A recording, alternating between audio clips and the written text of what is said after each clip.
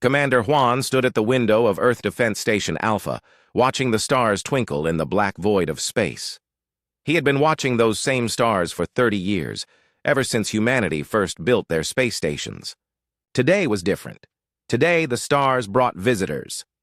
The communication panel beeped behind him. His assistant, Lieutenant Yuna, turned from her translator console with wide eyes. "Commander, we're receiving a transmission. It's not human. The signal is coming from everywhere at once." Juan walked to the main screen as it flickered to life. The image that appeared made his blood run cold. A creature with 4 arms and skin like polished metal stared back at him. Its eyes were too large, too bright, and when it spoke, the sound was like grinding metal. "Greetings, primitive humans. I am Admiral Vextar of the Galactic Confederation. We have been watching your species for some time. You have finally achieved basic faster-than-light travel." How quaint. Yuna's fingers moved quickly over her translation equipment. The alien's words were being converted into human language, but the tone needed no translation. It was pure arrogance. "We extend to you an invitation," the alien continued. "Your species shows promise as warriors, crude, violent, but effective. We have need of such creatures in our current conflict." On Earth's surface, Captain Deho received the transmission aboard the flagship Soul's Pride. He was humanity's best military commander, a man who had never lost a battle. But as he watched the alien's casual dismissal of human achievement, his hands clenched into fists. The alien ship appeared on their sensors then. It was massive, easily 10 times larger than humanity's largest vessel. Its hull gleamed with unknown materials, and energy readings showed power levels that made human. "Fusion reactors look like candles. Your technology is primitive," Admiral Vextar said, as if reading their thoughts. "Your fusion drives are inefficient. Your kinetic weapons are barbaric. Your ships are held together with metal bolts like ancient toys. But you breed quickly and die readily. This makes you useful." More ships appeared on the sensors. 20, then 50, then over 100 alien vessels surrounded Earth's solar system. Each one dwarfed humanity's entire space fleet. Minister of Defense Jin Woo sat in his office deep beneath the mountains of Korea. His secure communication line connected him to Commander Juan, Captain Deho, and every other human military leader. His face was calm, but his finger hovered over a single red button marked Protocol 7. "We offer you a choice," the alien admiral continued. "Join our confederation as auxiliary forces, fight our wars, die for our cause. In return, we will not destroy your primitive civilization. You will serve as soldiers against the void swarm that threatens our galaxy's outer regions." Commander Juan found his voice. "And if we refuse?" The alien's laugh was like breaking glass. "Refusal is not recommended. We have pacified 847 other primitive species. Some chose cooperation. Others chose extinction. The choice is yours, but choose quickly. Our patience is limited." Captain Deho spoke into his communicator. "Sir, our weapons are targeted and ready. We can fight." "With what?" The alien had somehow intercepted their communication. "Your plasma weapons that barely scratch our shields, your missiles that move slower than our defensive systems can track. You are children playing with toys." 2. Demonstrate. One of the alien ships fired a single beam at Earth's orbital defense platform. The massive structure, built over decades and armed with humanity's most advanced weapons, simply vanished. Not destroyed, not blown apart. It ceased to exist, leaving only empty space where it had been. "That was 1% power," Admiral Vextar said. "We could sterilize your entire planet with one ship, but we prefer your species alive. Dead soldiers cannot fight our battles." Yuna continued her translation work, but she was also doing something else. Her fingers moved over hidden controls, sending coded messages to secret locations around Earth. Ancient protocols were being activated. Sleeping systems were beginning to wake. "We will give you one of your Earth days to decide," the alien announced. "Serve willingly, or serve as slaves. Those are your only options. We will return for your answer." The transmission ended. The alien ships remained, surrounding Earth like hungry wolves circling wounded prey. In his underground office, Minister Jinwoo finally pressed the red button. Across the planet, in hidden facilities buried beneath ice and stone, ancient machinery began to hum. Systems that had slept for centuries stirred to life. Commander Juan turned to Yuna. "What did you think of our visitors?" "Arrogant, dismissive, dangerous," she replied. Then she smiled. "Also very, very stupid." Captain Deho was thinking the same thing aboard Soul's Pride. He had fought many battles against pirates and rebels and would-be conquerors. He knew the difference between strength and showmanship. The aliens were certainly strong, but they were also making a critical mistake. They assumed they knew everything about humanity based on what they could see. What they could see was humanity's current technology. Ships built in the past 50 years, weapons developed in recent decades, space stations constructed with modern methods. They saw a young species that had just learned to travel between stars. What they could not see was hidden beneath miles of ice in Antarctica. They could not detect the signals that Yuna was sending to ancient receivers. They could not measure the power that was slowly awakening in the deepest vaults of human civilization. Minister Jinwu received confirmation signals from around the globe. The archived vaults were responding. Protocol 7 was in effect. For the first time in over 1,000 years, humanity's true guardians were stirring.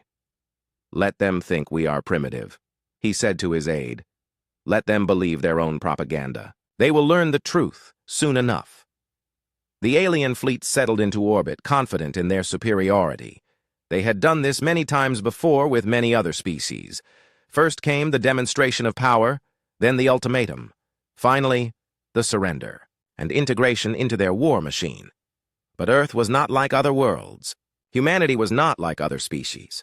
Beneath the ice and stone, in places the aliens could never imagine, ancient powers were awakening. The descendants of forgotten gods were remembering who they truly were. The countdown had begun. In 24 hours, the Galactic Confederation would learn why their ancestors had whispered fearful legends about the vanished race they called the Ancients. They would learn that the Ancients had never truly vanished. They had simply been waiting. The message traveled through hidden networks across human space faster than any official communication. Within days, every resistance cell from Mars to the outer colonies knew the impossible truth. The indomitable spirit had been found, and it was alive. Admiral Yoon Jae-sung arrived 3 days after the discovery with a small fleet of civilian ships disguised as cargo haulers.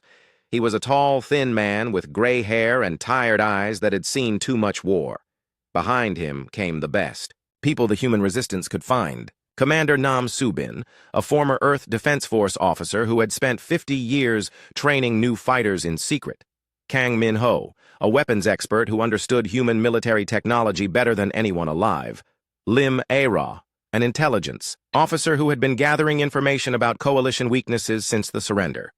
"Captain Dae-ho," Admiral Yoon said as he stepped aboard the Silent Promise, "you have given humanity something we thought we had lost forever.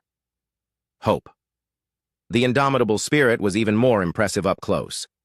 As the human ships docked with the massive carrier, they could see weapon systems that looked like nothing they had ever seen before.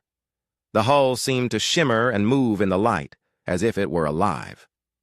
"Welcome aboard the indomitable spirit," Aegis 7's voice echoed through the docking bay as they entered. "I have been preparing for your arrival. All primary systems are now online." Admiral Yoon walked through the corridors of the great ship with wonder in his eyes. The walls were lined with displays showing ship status, weapon readiness, and tactical information. Everything looked new and advanced, far beyond what human technology had been during the war. "Aegis 7, he said aloud, "show us what this ship can do." The AI's voice came from speakers in the walls. "Admiral, the indomitable spirit incorporates technology that humanity discovered on Mars just before the Coalition invasion. Ancient ruins contained information about weapons and defenses that we barely had time to understand.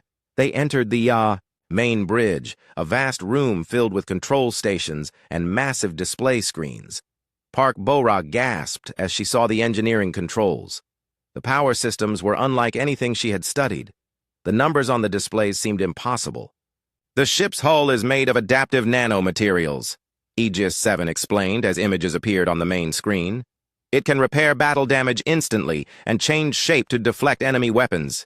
The quantum displacement drives allow us to phase."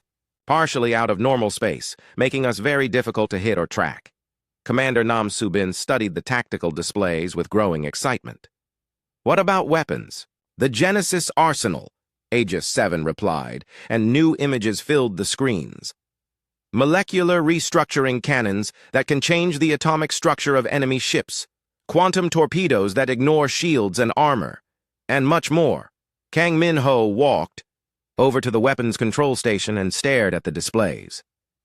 These weapons could destroy entire fleets, or disable them without killing anyone, the AI corrected.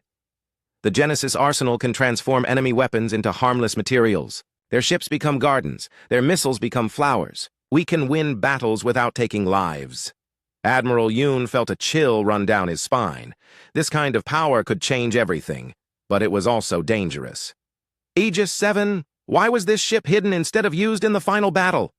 The technology was not ready, the AI answered.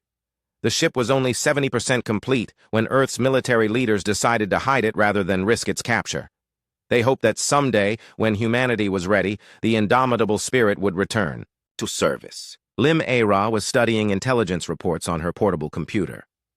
Admiral, our sources in Coalition space report unusual activity. Several fleets are conducting training exercises near human space. They might be planning something. As if, summoned by her words, alarms began to sound throughout the ship. Red lights flashed on the bridge displays. Admiral, Aegis 7 announced, I am detecting Coalition ships entering this system. 3 vessels, moving toward our position. They appear to be conducting a routine patrol. Through the main view screen, they could see 3 sleek Coalition warships approaching the asteroid field. They were Vorthon designs, fast and heavily armed. The lead ship was broadcasting scanning beams, searching for anything unusual. They're looking for energy signatures, Commander Nam Subin said. Our arrival must have created detectable traces. Admiral Yoon made a decision that would echo across the galaxy. Aegis 7, are the ship's weapons ready? All systems are operational. Admiral, shall I engage the enemy? Wait, Yoon said, thinking quickly. Can you disable their ships without destroying them? Easily. The Genesis Arsenal can neutralize their weapons and engines while leaving life support intact. The Coalition ships were getting closer. Their scanners were growing more focused, and soon they would detect the massive human vessel hidden inside the asteroid. There was no choice left. Do it, Admiral Yoon ordered. The indomitable spirit moved like a ghost. The asteroid shell around it simply dissolved as the nano-hull phased through solid rock. The Coalition ship's sensors showed nothing until the moment the supercarrier appeared directly in front of them. The Coalition crews had perhaps 2 seconds to realize what they were seeing before the Genesis Arsenal fired. Beams of impossible energy struck their ships, and their weapons began to change. Laser cannons became flowering vines. Missile launchers turned into fruit trees. Their engines stopped working as the metal transformed into soft clay. The 3 Coalition ships drifted helplessly in space, their crews unharmed but completely powerless. Their communications equipment had been turned into musical instruments that played gentle songs instead of sending distress signals. My God, whispered Park Bo-ra. It's beautiful and terrible at the same time. Admiral Yoon stared at the disabled ships through the view screen. The Coalition crews inside were probably terrified, unable to understand what had happened to them. But they were alive, and that was what mattered. Aegis 7, make sure their life support systems continue to work, he ordered. Then delete all record of what they saw from their computers. Already done, Admiral. Their memory banks now show that they encountered a strange energy storm that disabled their ships. A rescue fleet will find them in approximately 6 hours. The indomitable spirit vanished again, phasing back into the modified asteroid as if nothing had happened. But everything had changed. The galaxy's first glimpse of humanity's true power had been delivered, even if no one would remember it clearly. We need to move fast now, Admiral Yoon said to his gathered officers. Word will spread that something unusual happened here. The Coalition will investigate. Where do we go? Asked Commander Nam Subin. We gather more ships, more people. But first we send a message to every human in the galaxy. He turned to face the main display. Aegis 7, prepare a secure transmission to all resistance networks. Tell them that the sleeping giant has awakened. Tell them that humanity will be free. The artificial intelligence processed the request for exactly 0.3 seconds before responding. Message prepared and ready for transmission, Admiral. Shall I include tactical specifications for the ship's capabilities? No. Just tell them that we have hope again. That will be enough for now. As the message began its journey through hidden networks across human space, the indomitable spirit began to move deeper into the asteroid field. The ship that the Coalition thought was destroyed 50 years ago was alive, awake, and ready to remind the galaxy why humans had once been feared as the most dangerous warriors in known space. The war was about to begin again, and this time, humanity would not be fighting alone. High Admiral Thex Moran of the Vorthan fleet stared at the report with growing confusion. 3 of his patrol ships had been found drifting in the Kepler 442 system with their weapons and engines completely disabled. The crews reported encountering some kind of energy storm, but their stories made no sense. Their laser cannons were turned into plants, he said aloud, reading from the damage report. Their missile launchers became fruit trees. How is this possible?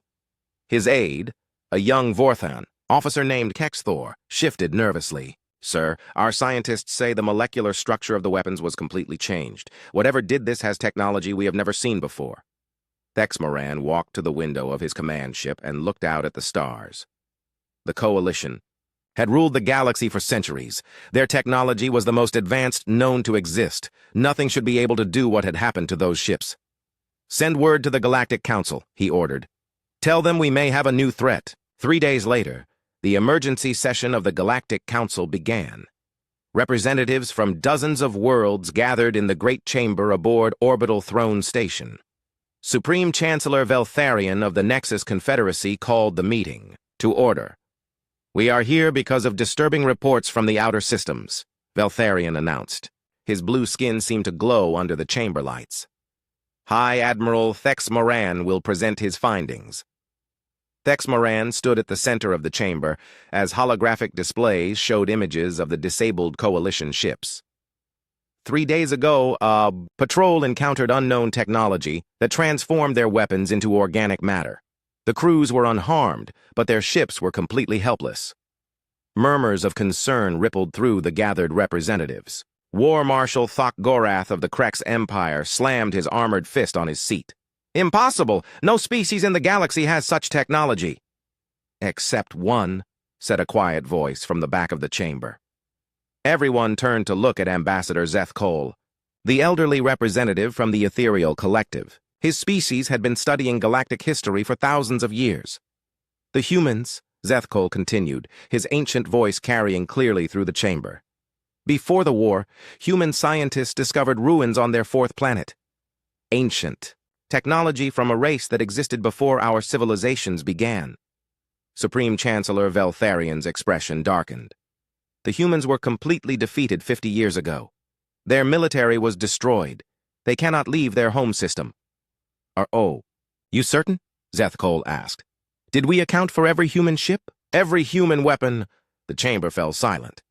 The truth was that the final battle had been chaotic. Many human ships had been destroyed, but the Coalition had never conducted a complete inventory. They had simply assumed that any remaining vessels were too few to matter. Even if some human ships survived, Thok Gorath growled, they would be old and weak. Human technology was primitive compared to ours. Was it? Zeth Cole challenged. Or did we simply attack before they could fully develop what they had found in those ancient ruins? High Admiral Thex Moran activated new displays showing energy, readings from the Kepler 442 system. Whatever attacked our ships used power levels we have never recorded before. The energy signatures were unlike anything in our databases. Fear began to spread through the chamber. The Coalition had grown, comfortable in their dominance. The idea that humans might have hidden advanced technology was terrifying.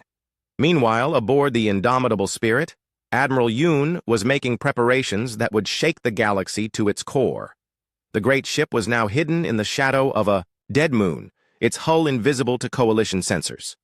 Aegis 7, show me the tactical situation, Yoon ordered from the bridge. The main display filled with a map of Coalition space. Red dots showed the positions of enemy fleets, while blue dots marked human resistance cells scattered across dozens of systems. Admiral, Commander Nam Subin reported, We have received responses from resistance leaders across the galaxy. They are ready to act on your signal. What about ship status? Yoon asked. Park Bo-ra looked up from the engineering station with excitement in her eyes. All systems are fully operational. The nano-hull is at maximum efficiency. Weapons are charged and ready. We have never been more prepared for combat. Oh Dong-wook, the ship's chief tactician, approached with a datapad in his hands. Admiral, I have been studying coalition fleet movements. They are beginning to mass ships near human space. I think they suspect something. How many ships? Yoon asked. At least 200 warships from various coalition species. They are calling it a training exercise, but the formation suggests they are preparing for a real battle. Lim A-ra, the intelligence officer, added her own report. Our sources inside coalition space confirm unusual activity. The Galactic Council held an emergency session yesterday. They are scared, even if they do not want to admit it. Admiral Yoon made a decision that would change the course of galactic history. Then we will give them something real to fear. Aegis 7, plot a course for the Centauri Prime system. The artificial intelligence processed the order instantly. Admiral, Centauri Prime is the location of the orbital throne station. It is the most heavily defended system in coalition space. Exactly, Yoon replied. If we want to announce humanity's return, we need to do it somewhere the entire galaxy will see. Shin Yu-jin, their communications expert, looked up from her station with concern. Sir, that is the seat of the Galactic Council. If we attack there, we are not going to attack, Yoon explained. We are going to make a statement. We will show the galaxy that humanity cannot be kept in a cage. The crew exchanged worried glances. What the Admiral was suggesting was incredibly dangerous. The Centauri Prime system contained the largest concentration of coalition ships in the galaxy. Aegis 7, Yoon continued. Prepare a message for broadcast on all coalition frequencies. Tell them that humanity demands the immediate end of the quarantine. We want recognition as an equal member of the galactic community. And if they refuse, Commander Nam Subin asked, then we show them what the ancient technology can do. Not to destroy, but to demonstrate. We turn their mighty fleets into something beautiful and harmless. Park Bo-ra began the process of charging the ship's quantum drives. Admiral, this will use enormous amounts of power. If something goes wrong, nothing will go wrong, Yoon said, with confidence he did not entirely feel. The indomitable spirit was built for this moment. 50 years ago, humanity's best minds hid this ship so that we could have a second chance. Today, we take it. The great ship began to move, its massive bulk gliding silently through space. The quantum displacement drives created ripples in reality itself as the indomitable spirit prepared to phase jump across half the galaxy. In coalition space, sensor stations began detecting unusual energy patterns. Something was moving through hyperspace, something big. Emergency alerts went out to fleet commanders across a dozen systems. Supreme Chancellor Veltharion received the warning in his private chambers aboard Orbital Throne Station. Unknown vessel, approaching Centauri Prime, the report stated. Energy signature matches no known ship design. He knew somehow what was coming. The humans had found something in those ancient ruins. Something that would challenge everything the Coalition believed about their power and dominance. Alert all fleets, he ordered. Prepare for the impossible. In the depths of space, the indomitable spirit completed its jump and appeared at the edge of the Centauri Prime system. The ship that the galaxy thought was destroyed 50 years ago had come to announce that humanity would not be silenced, would not be imprisoned, and would not kneel before anyone.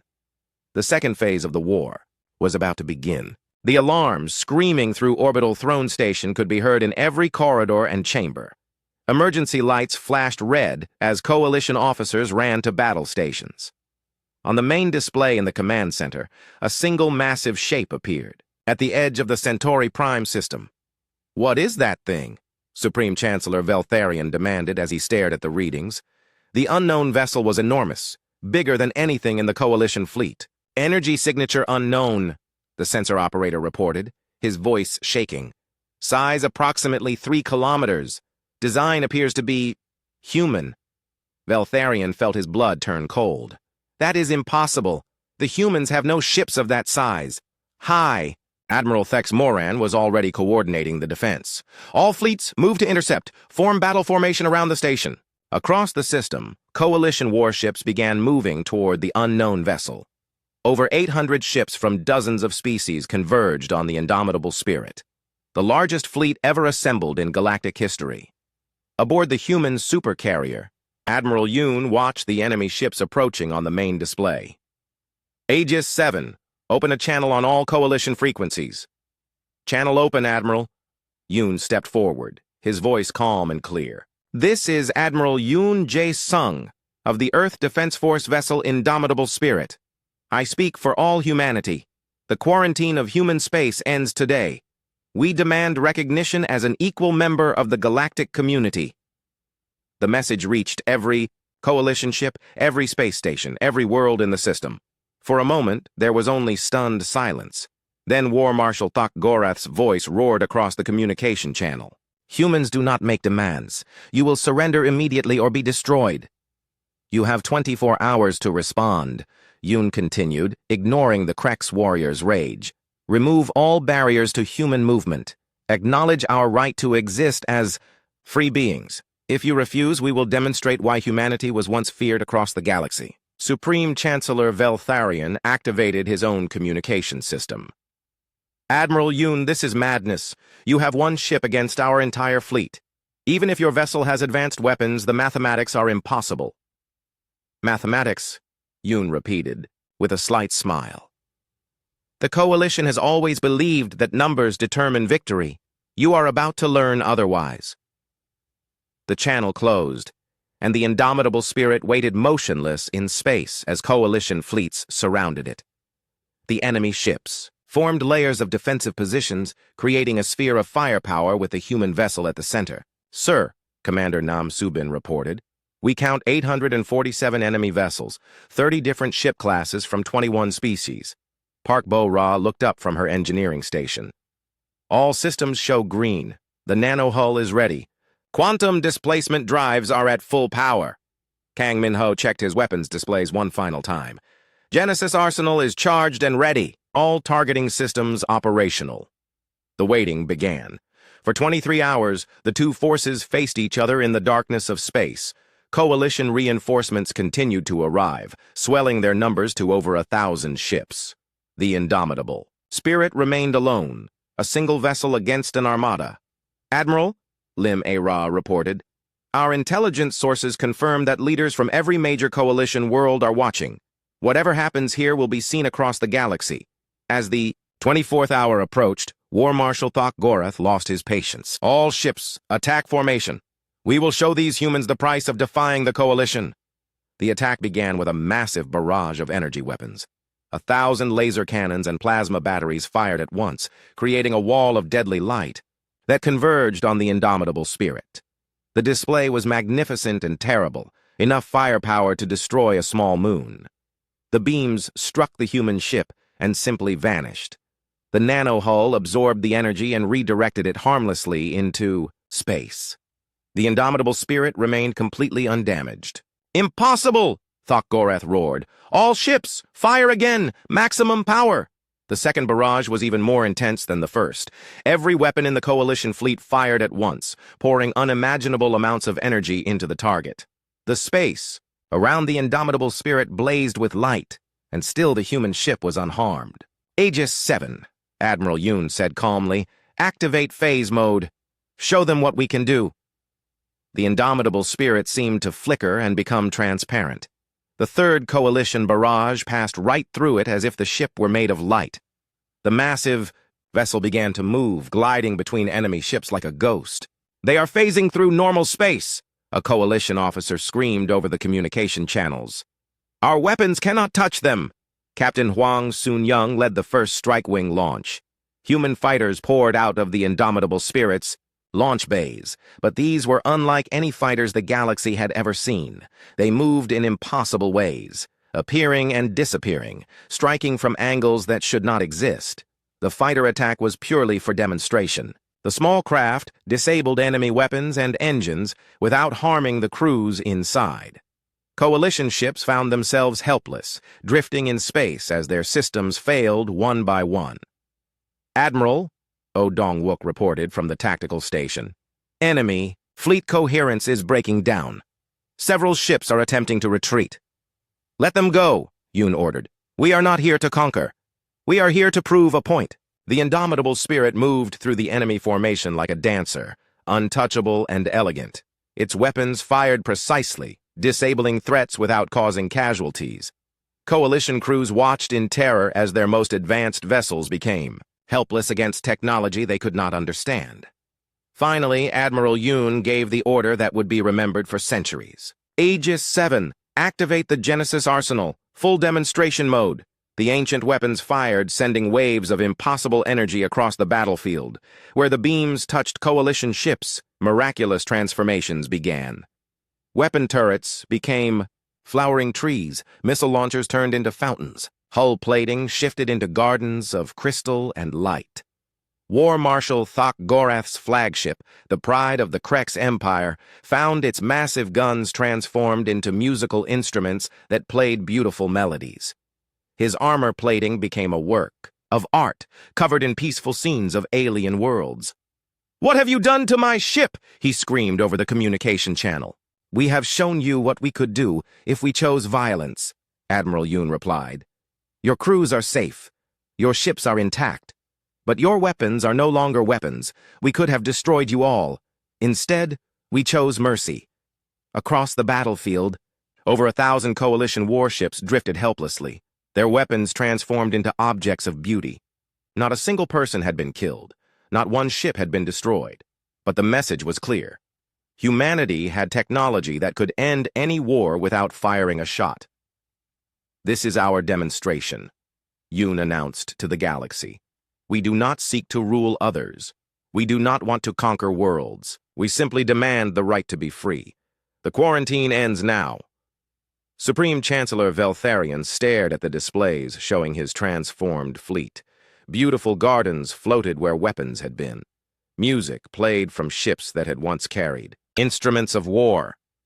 "Admiral Yoon," he said quietly, "I think we need to talk." The battle was over.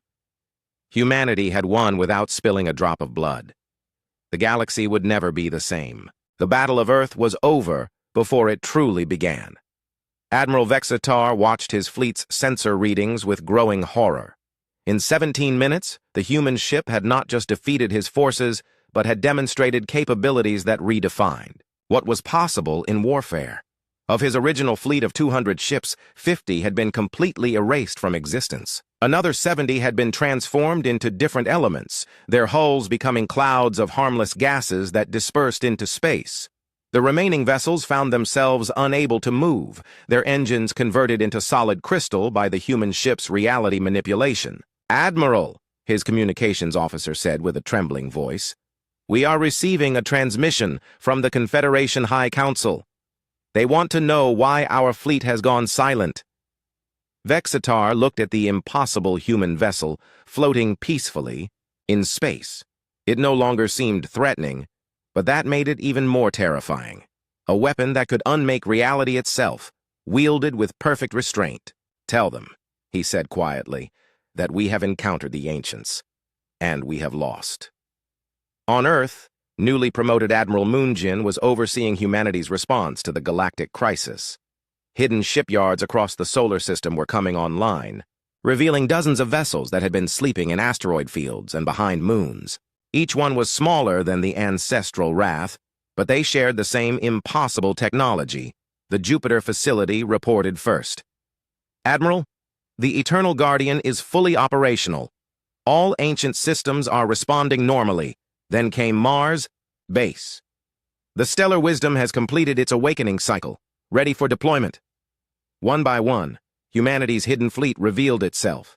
Ships that had been disguised as space rocks for centuries shed their camouflage and took their places in formation around Earth. Each vessel was a masterwork of ancient technology, built by humanity's ancestors and left as guardians for their descendants.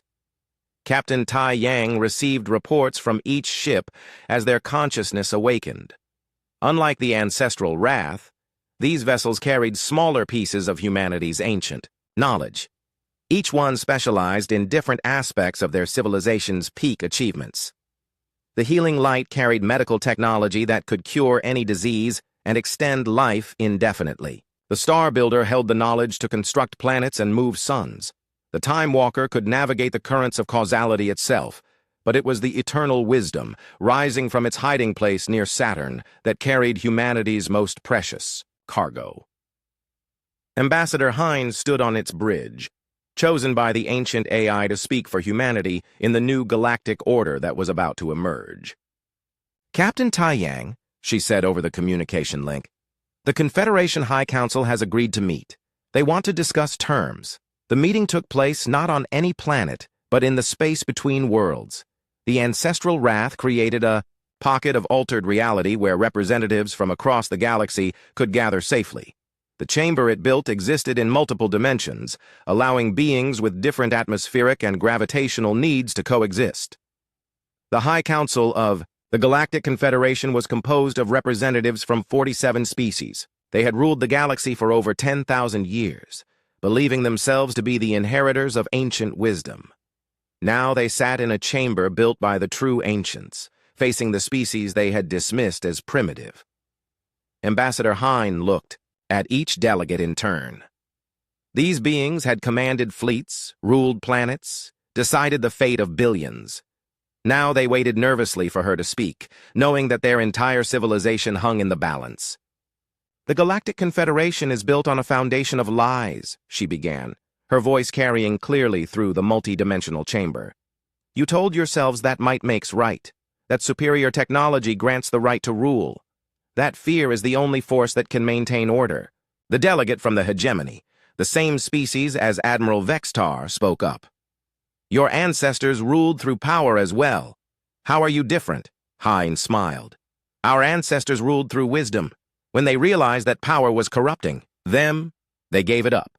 They chose to guide rather than control, to suggest rather than command. They became gardeners of civilization rather than its masters." She gestured, and holographic displays filled the chamber. They showed the galaxy as humanity's ancestors had left it. Star maps with suggested trade routes, hidden caches of knowledge, left for developing species to find. Gentle nudges that had guided evolution and progress across thousands of worlds. "Every major advancement your civilizations have made was built on hints we left for you," Hine explained. "Faster-than-light travel, quantum computing, genetic medicine, fusion power, all of it derived from ancient artifacts that we placed where you would eventually find them." The delegate from the crystalline hierarchy raised a question. "If you guided our development, why did you allow us to become warlike? Why did you not prevent the conflicts that have scarred the galaxy?" "Because," said a new voice, "true growth comes from choosing to be better, not from being forced to be better." The speaker was Young Ho, captain of humanity's newest exploration vessel, the Dawn of Understanding. He had arrived with representatives from dozens of species that existed at the galaxy's edge, beyond Confederation control. "We have been watching you," Young Ho continued. "All of you. Every species in this council has been given the same choice repeatedly. You could build civilizations based on cooperation and mutual growth. Instead, you chose dominion and fear." The AI chamber fell silent as the implications sank in. The beings who ruled the galaxy were not its natural leaders. They were failed students of a test they had not even realized they were taking. Ambassador Hine continued the lesson. "Today, that test ends. You have forced us to reveal ourselves by threatening our children. Now you must choose what kind of galaxy you want to live in." She waved her hand, and new images filled the chamber. They showed the void swarm that threatened the galaxy's outer rim. But now, the images revealed something the Confederation had not known. The swarm was not an external threat. It was a creation of their own making. Your wars, your weapons, your casual destruction of worlds has torn holes in the fabric of space itself, Hine explained. The void swarm is what happens when reality becomes unstable. It is the universe's immune response to the damage you have caused. The delegates looked at each other with growing horror. They had created their own greatest threat through their endless conflicts and brutal suppression of weaker species. "But there is hope," Young Ho said. The ancients built safeguards into the galaxy's structure, reality anchors hidden throughout, space that can repair the damage. We can heal what has been broken, but only if you agree to change. The terms humanity offered were simple but revolutionary. The Galactic Confederation would dissolve. In its place would rise a true alliance of equals, with humanity serving as guides rather than rulers. Species would be free to develop according to their own nature, with ancient technology provided to those ready to use it wisely. There would be no more conquest, no more slavery, no more casual destruction of worlds and civilizations. The galaxy would become what humanity's ancestors had always dreamed it could be, a community of diverse peoples working together toward common goals. The vote was unanimous. Faced with the choice between cooperation and extinction, even the most warlike species chose wisely. As the representatives returned to their homeworlds to begin the Great Transformation, Captain Taeyang stood on the bridge of the ancestral wrath and looked out at the stars. The ship's ancient consciousness spoke to him one last time. "The children have grown up at last," it said. "Our long exile is over. Welcome home, humanity. Welcome back to the stars." In the months that followed, the galaxy began to change. Ancient technology flowed freely to species that demonstrated wisdom in its use. The void swarm was slowly contained and healed. Wars ended as old grievances were put aside in favor of cooperation. And at the center of it all, humanity took its place once again as the galaxy's guardians. Not as conquerors or rulers, but as teachers, healers, and protectors of the community their ancestors had always envisioned. The age of fear was ending. The age of wisdom had begun.